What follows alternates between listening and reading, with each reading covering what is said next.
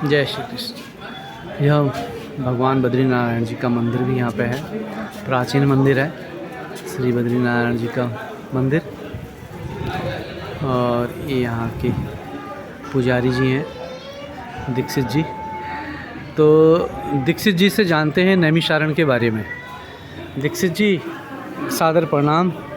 जय श्री कृष्ण। जय श्री कृष्ण। तो कुछ हमें हमारे जो यात्री आने वाले हैं, हमारे जो माता पिता समान तुल्य लोग यहाँ हम आएंगे उनके साथ, तो थोड़ा सा जानकारी दें कि नैमिषारण्य तीर्थ क्यों प्रसिद्ध है और क्या यहाँ का महत्व है।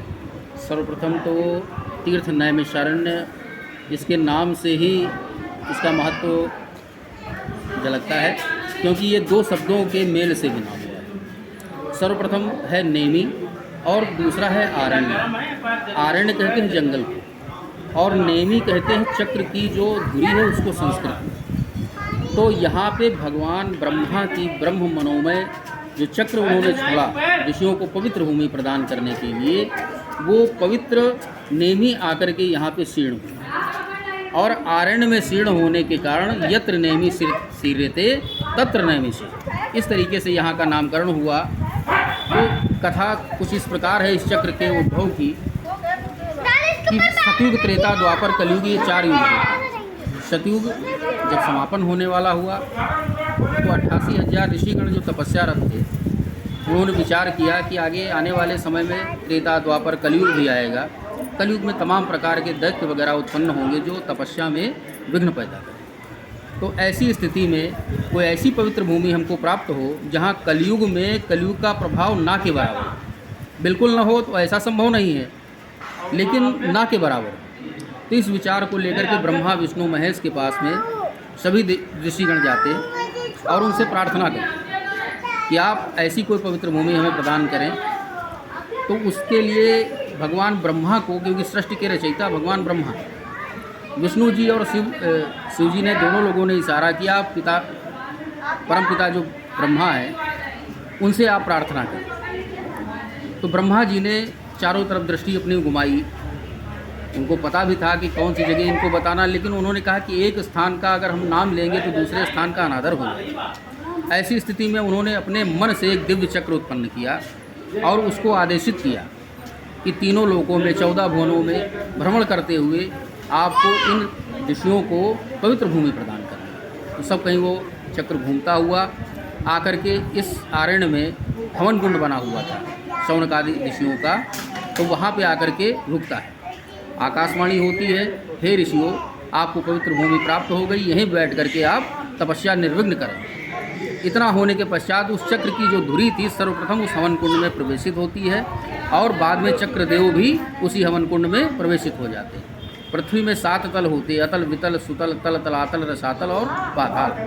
6 पातालों का भेदन वो चक्रदेव कर देते हैं। तब ऋषियों को पुनः ज्ञान होता है कि यदि 7वां पाताल जो शेष है, यदि वो टूट जाएगा तो पृथ्वी जलमग्न हो जाएगी।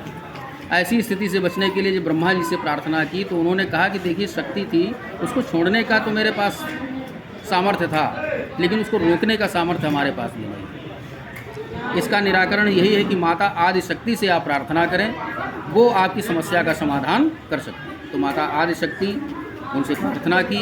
उन्होंने 6.5 पाताल पे उस चक्र की चोटी को पकड़ करके रोका, वहीं पे स्तंभित किया, और उसी से प्रबल जल की धारा निकली, जो आज भी चक्र तीर्थ जल अंदर से ही आता है और निकलता रहता है और बराबर गोमती नदी को जाया करता है। ये यहाँ चक्र तीर्थ के उत्पत्ति का वर्णन है। उसके अलावा महर्षि वेदव्यास जी का आश्रम यहीं पे है, जहाँ पे वेदों का विशद वर्णन और 6 शास्त्रों में उसका विभाजन, फिर 18 पुराणों की रचना इत्यादि सब इसी भूमि पर हुई। सूत जी महाराज ने सौनकादिक 88,000 ऋषियों को यहीं पे बैठ करके 1000 वर्ष का सत्र चलाया, और उस सत्र के माध्यम से सभी कथाओं का रसामृत सभी ऋषियों को पान करवाया। ऐसी भूमि महर्षि दधीची ने यहीं पे अपने अस्थियों का दान किया। तो ये भूमि आपको ऐसी भूमि है कि आपको एक पुण्य करते हैं उसका चतुर्गुना जो है फल प्रदान करने वाला। इसके लिए एक श्लोक भी आता है, गंगायाम योजने यज्ञे वाराणस्याम अर्ध योजने कुरुक्षेत्रे चक्रोश में से नैमिषे तो पगे पगे। यहाँ प्रत्येक पग पर एक एक अश्वमेध यज्ञ करने का फल प्राप्त होता है, लेकिन उसके साथ में एक शर्त है, ओम नमो भगवते वासुदेवाय का मंत्र जाप करते हुए यहाँ पे जब तक रहें, प्रवास करें, मन में अपने धारण करते रहें और निरंतर चलते रहें, दर्शन करते रहें, भागवत इत्यादि कथा सुनते रहें। इसका बहुत बड़ा पुण्य लाभ है। महाराजा मनु, रानी शतरूपा का नाम भी आप लोगों ने सुना होगा।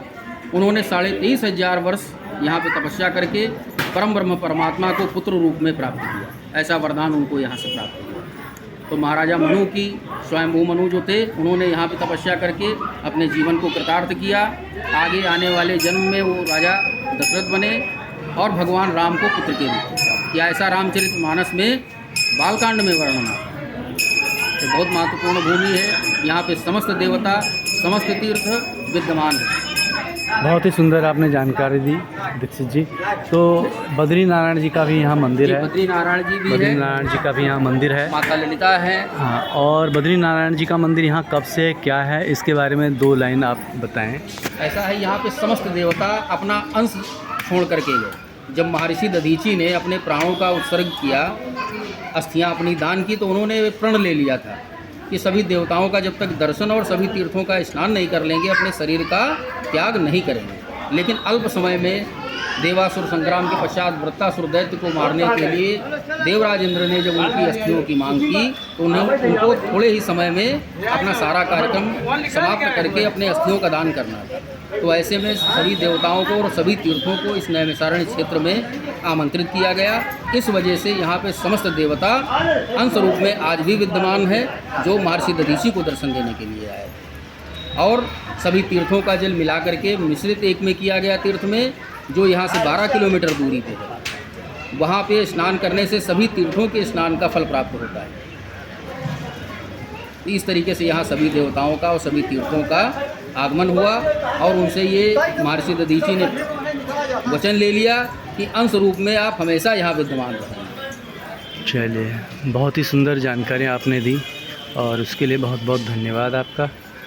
और दिसंबर माह में हम आएंगे, 5 दिसंबर से 12 दिसंबर तक आपके साथ रहेंगे। बिल्कुल, और ये हमारा जो आपका है परम सौभाग्य है।